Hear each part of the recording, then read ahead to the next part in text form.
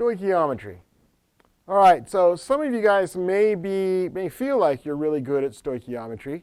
What we're going to do in AP Chem is the stoichiometry that you're going to see is going to be stepped up a little bit. So the questions are going to be more complicated. The reactions are going to be more complicated. Everything's just more complicated. It's big boy stoichiometry, we would say. So we're going to start off by looking at some examples. This is the way that I learned stoichiometry, I know, is watching what happens. So I'm going to mention what some of the steps are, and hopefully as we continue to work on this stuff, you're going to feel better and better about your ability to do stoichiometry.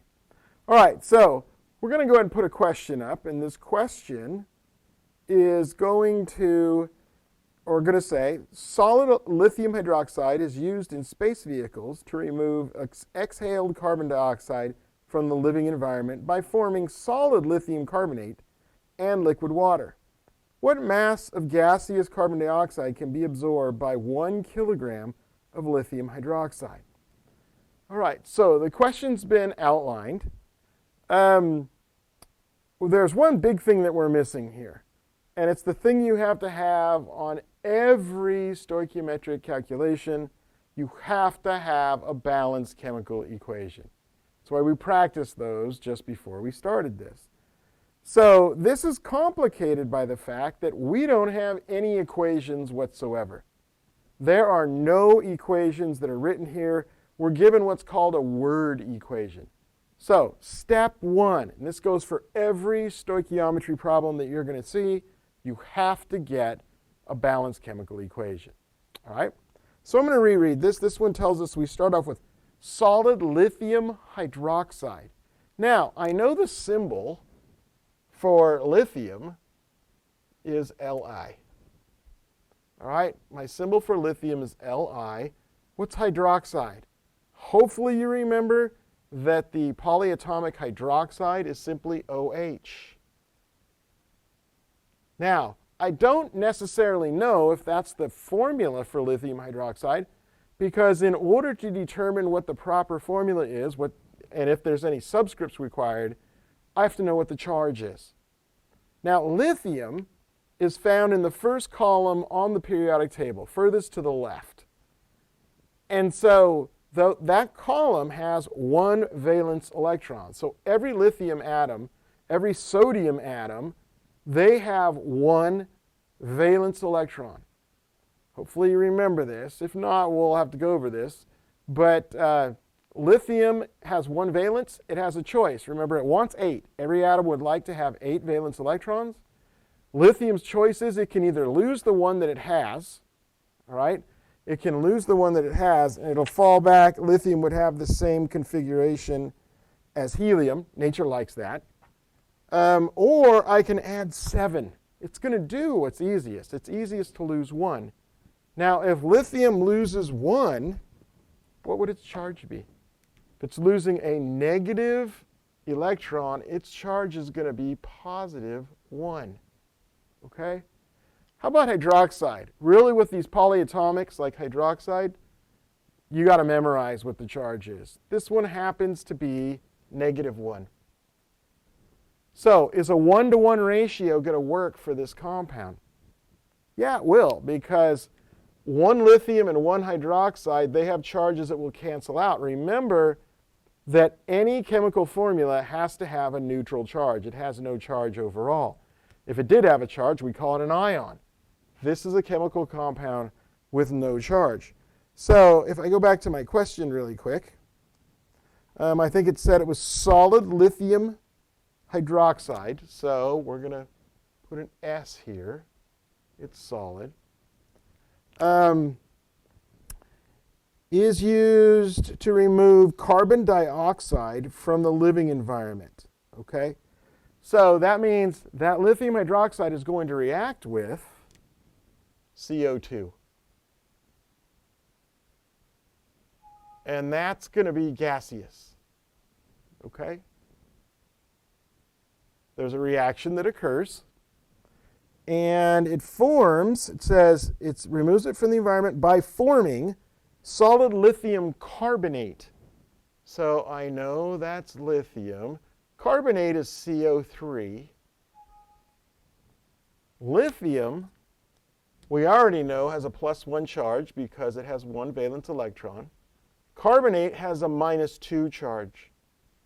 Again, I just happen to memorize that. If you guys have trouble with these polyatomics, you're going to need to look these up, all right? I don't remember exactly what page it was in the book. I want to say it was in chapter 2, though. Oh, look, here it is. These are on page 66, the polycarbonate, or the polyatomics are. So is a 1-to-1 ratio going to work for these two? Well, remember, these charges have to total 0. So having one lithium and one carbonate is not going to do it. I need an extra lithium in order to get +2 to eliminate the -2 that we get from this carbonate here. So this is going to be a 2. And I believe it told us that that was a solid. It was. And it also said, I think, we make liquid water. And liquid water. Well, that's an easy one. H2O, liquid. Okay. So balanced chemical equation is the first thing you got to have.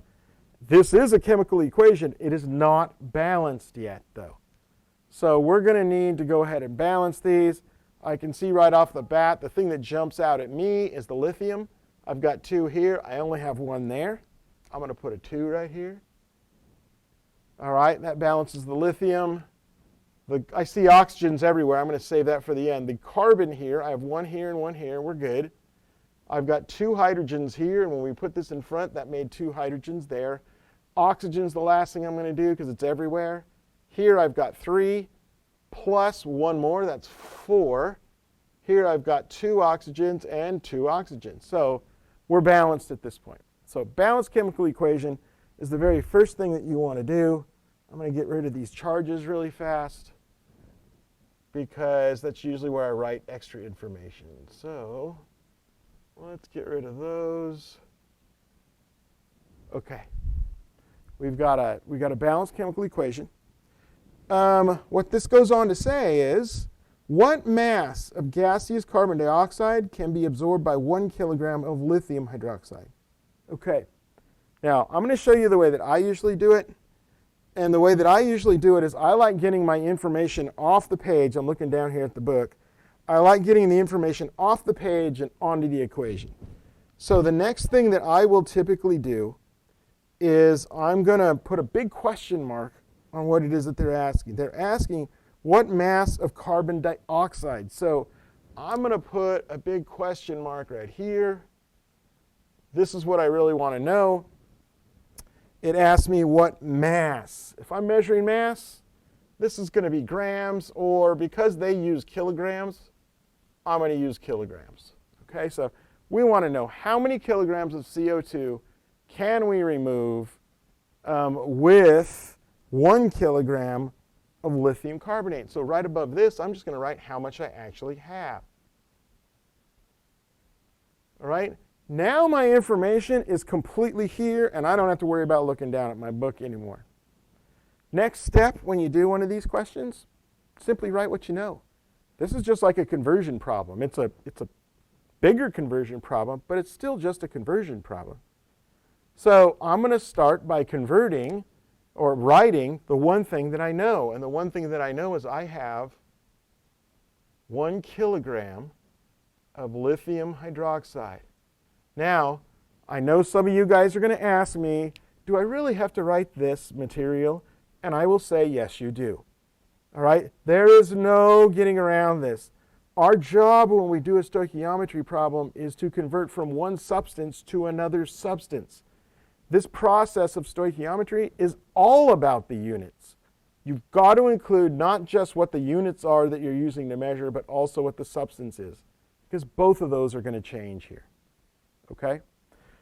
So yes, you have to write this. I'm showing you the way I'm expecting you to do it. Okay? So 1 kilogram lithium hydroxide.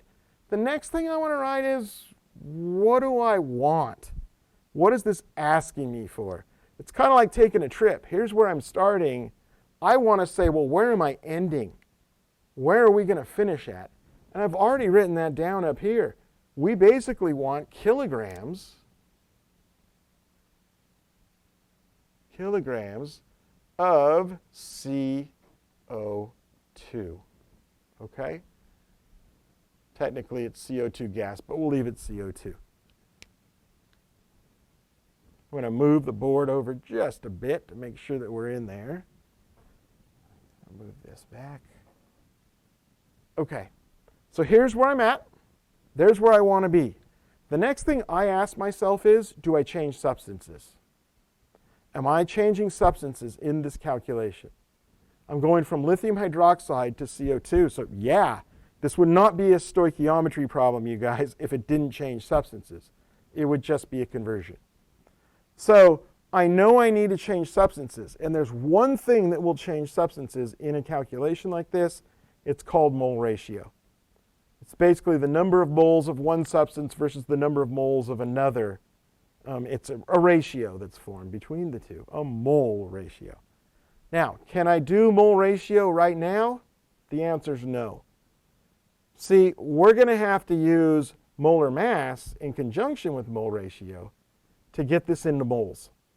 So the first thing I want to do here, it's a real simple thing, is I want to convert from kilograms to grams.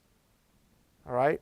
I can't convert yet. I need this in grams before I can convert it to moles. So this is grams, LiOH. This is kilograms, LiOH. Which one's bigger, a gram or a kilogram? 1 kilogram is bigger than 1 gram. The one that's bigger always gets a 1. This is how you keep from making mistakes on where the numbers go. Whichever one of these two would be bigger. Say you have 1 gram and 1 kilogram. Which is bigger? The one that's bigger gets the 1. The one that's the other one, the opposite side of this fraction, is going to have a number that's bigger than 1 because it takes 1,000 grams to make up 1 kilogram. I'm going to cancel my units. Right now my unit is grams of lithium hydroxide. I ask myself the same question. Do I have what I want? The answer is no. Automatically. When you don't have what you want, it's a time sign, it's a fraction bar. I know I want to get rid of grams of lithium hydroxide, so they're going on the bottom. The only way to get rid of them is to put them on the opposite side of the fraction. Can I convert from grams of lithium hydroxide to kilograms of CO2? Not directly, I can't. So what we're going to do now is we're going to convert to moles. Moles of lithium hydroxide. All right. Oh, my bad. That's not lithium hydroxide. Oh, no, it is. That's right. That's right. I didn't mess it up. I thought I made a mistake. I was mistaken. So I know that for every 1 mole of lithium hydroxide, there's a certain number of grams. Now, lithium has a mass of 6.9, and oxygen is 16. There's only one of them, and hydrogen, of course, is 1. So if I add all these together, I get 17, 23, 23.9.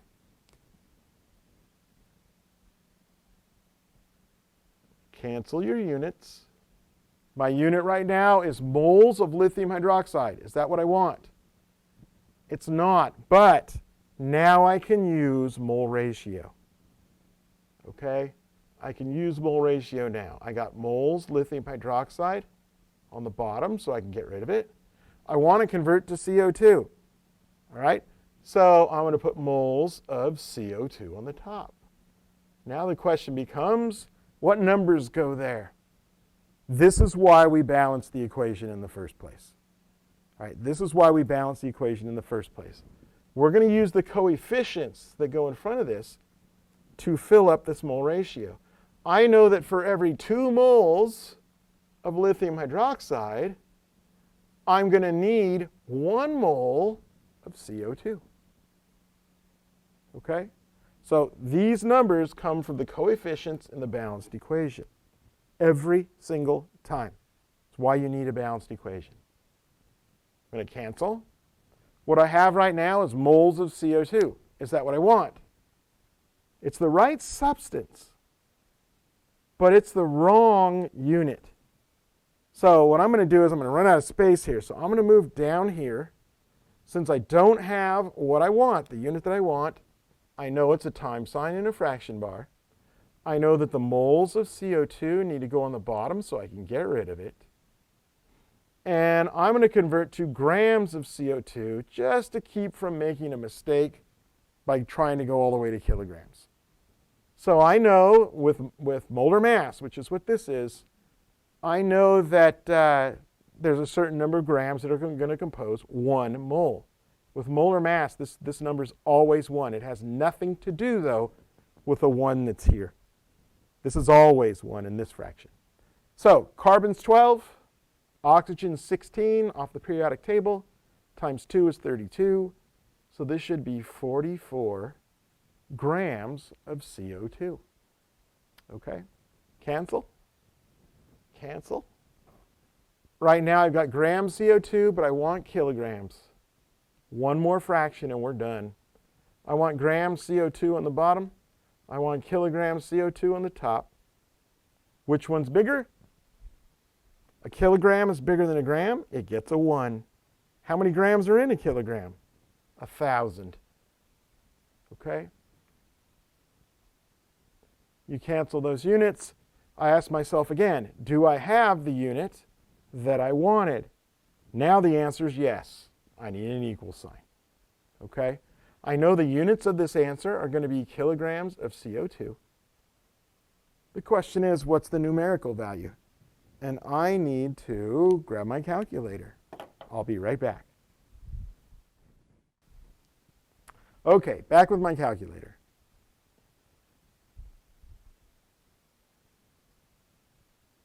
So 1 times 1,000 times 44. I'm going to hit equals right there. Then I'm going to do all the division. Divided by 23.9. Divided by 2. And divided by 1,000. And what I get is I get 0.9205. So I'll say 0. How many sig figs are we allowed? I think the original question gave us 3 sig figs. So I'm going to call it 0.9. Instead of 9205, we'll call it 0.921. That's our answer. So basically those astronauts would need to have 1 kilogram for every 0.92 kilograms of CO2 that they exhaled. All right? That's this question. Now let's review really quickly what we did. First thing, number 1 thing, balanced equation. Let me move over here. We'll turn the problem off. Balanced chemical equation. You can't do this without it. That's number 1 thing. Write what you know. That's next. Write what you want. That's after that. Okay? Ask yourself the question, do I have what I want? The answer is never yes right off the bat, because it wouldn't be a problem then. It would be like saying, how many kilograms are in 5 kilograms of lithium hydroxide? 5. All right? You're never going to have what you want in the beginning.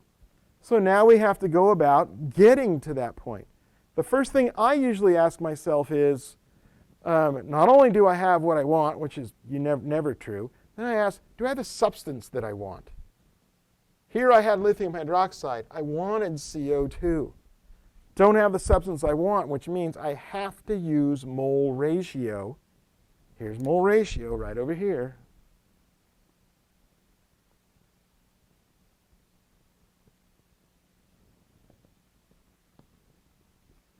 I have to use mole ratio to get there. My problem was I didn't have this in moles. So all of these steps, these 2 steps, were basically first converting kilograms to grams, then converting grams to moles. I got to get to moles before I can use this. So what is this factor that's right here? Well, this is not mole ratio.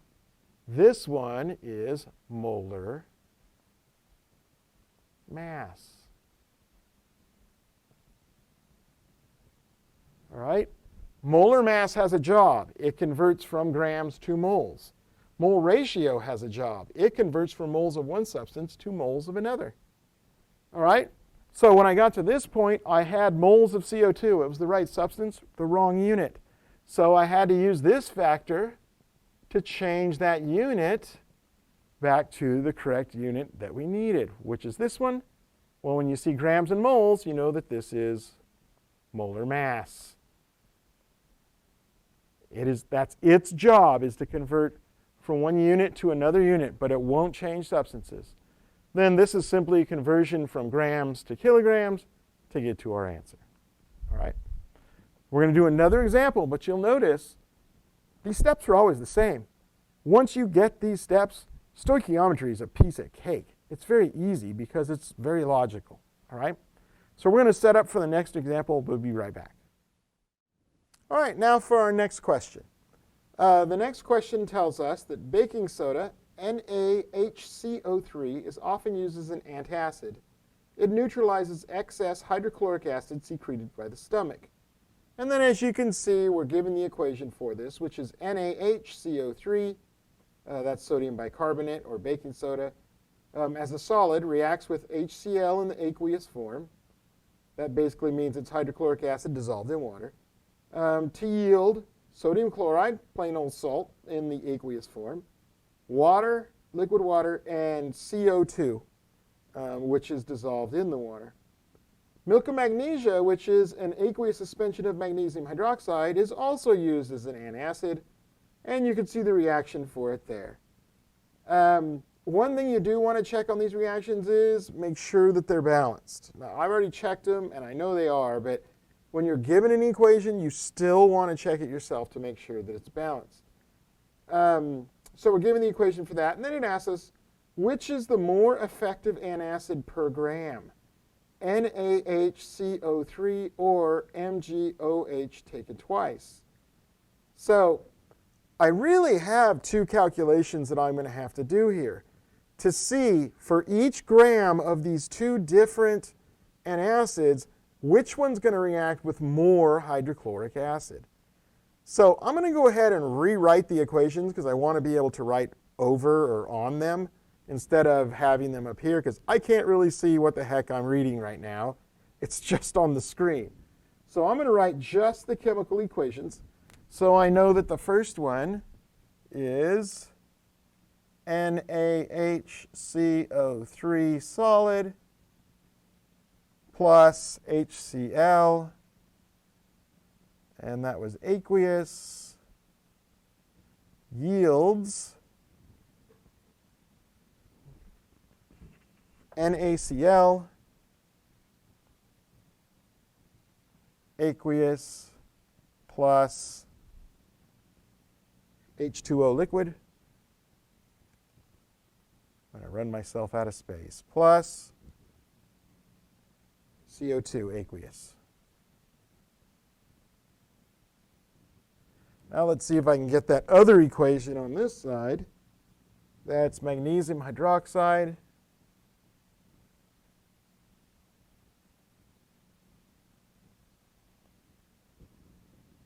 and it's solid plus 2HCl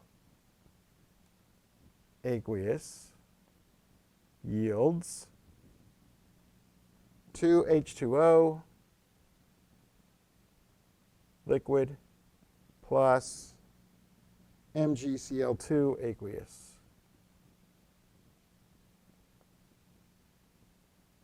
Okay. So again, we want to test to see which one of these is more effective. So the way this is going to go is I'm going to ask myself how much HCl, so I'm just going to go to grams.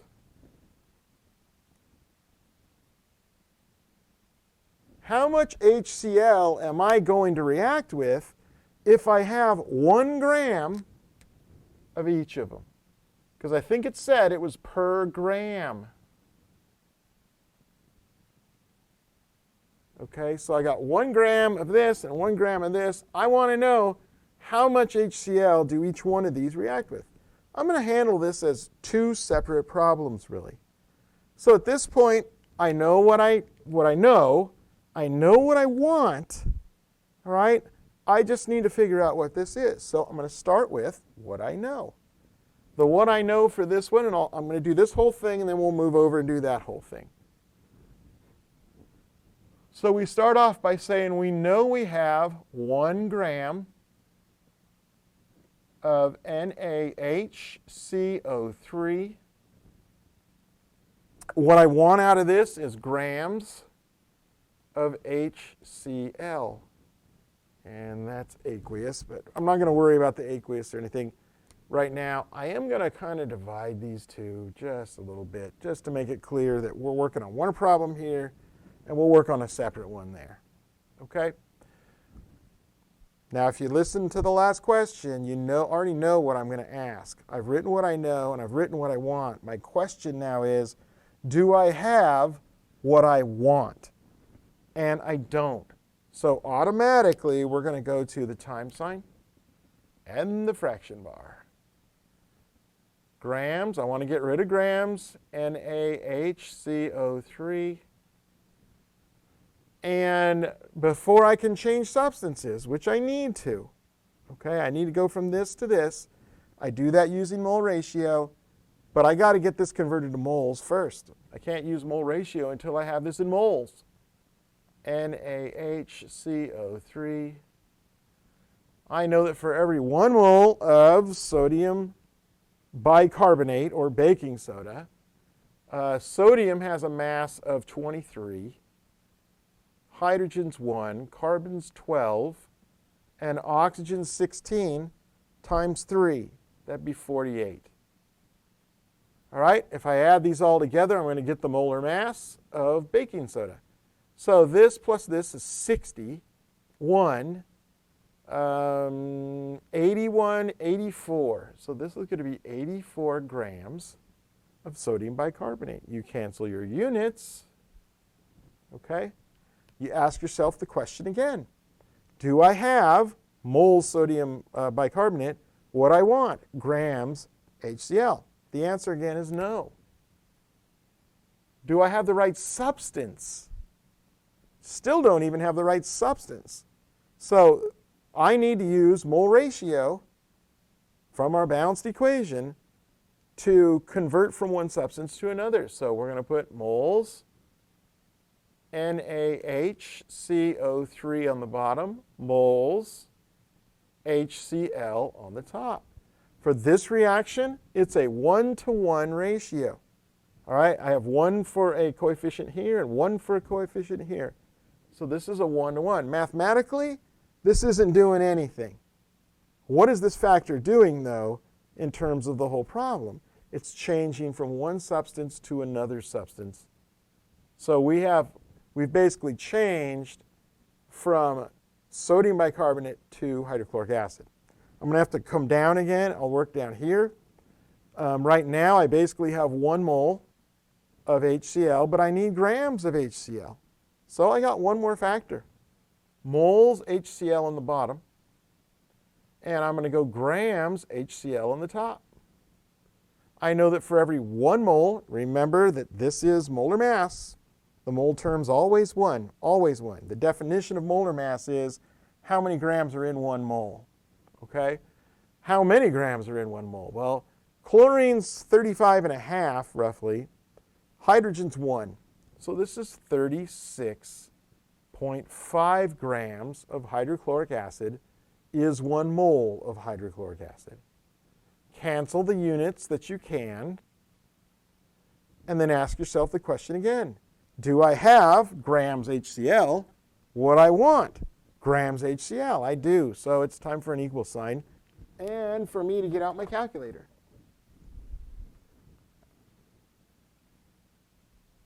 Okay, so I'm going to say 1 times 1 times 1 times 36.5. All right, divided by anything that's on the bottom. Everything here is a 1 except for that 84. So I'm going to divide 36.5, which is the product of all the tops. I'm going to divide that by 84. And what I get is Where did I put my pen? What I get is 0.4345. Now, we're only allowed 3 sig figs, so I'm going to call this 0.435 grams HCl. So basically, folks, 1 gram of sodium bicarbonate or baking soda will neutralize 0.435 grams of hydrochloric acid. Now, that's not the only answer. They wanted us to compare these two as antacids. So I'm going to move over to this one, and we're going to do a calculation that looks very similar to the previous one. If I have 1 gram of MgOH,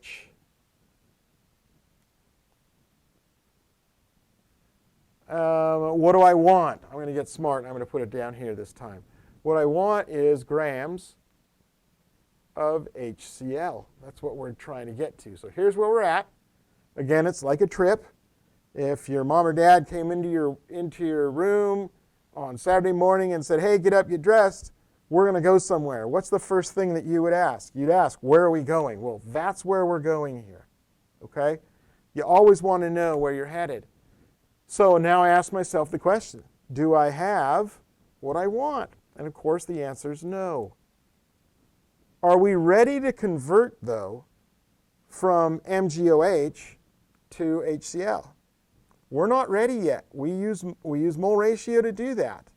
And right now, I don't have this in moles. That's my first job. Grams MgOH taken twice. And I want to convert that to moles MgOH taken twice. Okay? I know that for every 1 mole of magnesium hydroxide, I have a certain number of grams. What is that number? Magnesium's 24.3 from the periodic table. Oxygen's 16, but there's 2 of them. Okay? So there's 2 of them at 16 each. That's 32. And then hydrogen's 1, but there's 2 of those. So that would be 2. So if I add these together, we're going to get 34, 54, 58.3 is what we're going to get. Okay. Do your canceling that you can. The grams of magnesium hydroxide will cancel. I'm left with moles. All right? I have moles of MgOH taken twice. Is that what I want? The answer is no. So again, automatic, time sign, fraction bar. I don't want moles of magnesium hydroxide. I want moles of HCl. Now, what are our numbers that go here? Well, I can see here that 1 is the coefficient for magnesium hydroxide, and that 2 is the coefficient for hydrochloric acid. Cancel your units and ask that same question. Do I have what I want? Right substance, it's hydrochloric, wrong unit. So I have the substance I want. I don't need to use mole ratio anymore. But I do need to convert from moles of HCl, so I'm going to need another factor here. I want moles HCl on the bottom, since it was on the top here. And I want grams of HCl on the top. I know that every 1 mole of hydrochloric acid, again, this is 1, this is 35.5, so that's 36.5 grams of HCl. Cancel, cancel. I'm left with grams of HCl, which is exactly what I want. It's time for an equal sign and a calculator.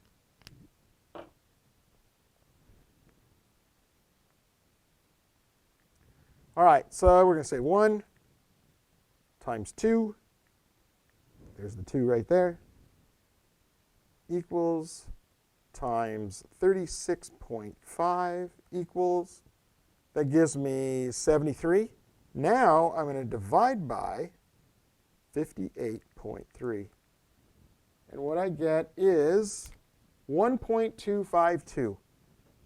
3 sig figs, so I would say 1.25 grams of HCl. Okay, now it's time for some comparison, because this question didn't ask us how much acid does this take away and how much does that react with. It asks us which one's the better antacid. Well, if we consider the fact that an antacid is going to be better if it reacts with more acid, the choice is pretty simple here. Clearly, magnesium hydroxide, or MgOH taken twice, is the better antacid.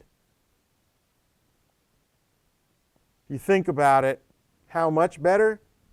Well, this number is almost 3 times as big as this number is. So the equal amounts of each of these, this will get rid of 3 times the acid that this will, roughly. This is about 1/3 of what that is. All right? So this is how we do these questions. I'm kind of stuck in my calculation here, but this is how we do this kind of stoichiometry. Notice the steps are always the same, though. On both of these examples and on the previous example that I did before, I had to make sure I had a balanced equation first. Then I started by writing what I knew. That's what this was. That's what that was. Then I had to ask myself a question. Actually, I had to write what I wanted, which was grams HCl in both cases. And then I just kept asking myself the same question. Do I have what I want? And if I don't, it's an automatic time sign fraction bar. You know that the unit that you started with always goes on the bottom on that next fraction because you got to get rid of it. All right? So you will find with a little bit of practice on this, those steps come really easy. The chem teacher I know at IVC loves to say that he likes getting kids from Imperial because you guys always know how to do your stoichiometry. He doesn't have to worry about explaining it to you, that you guys always got it down.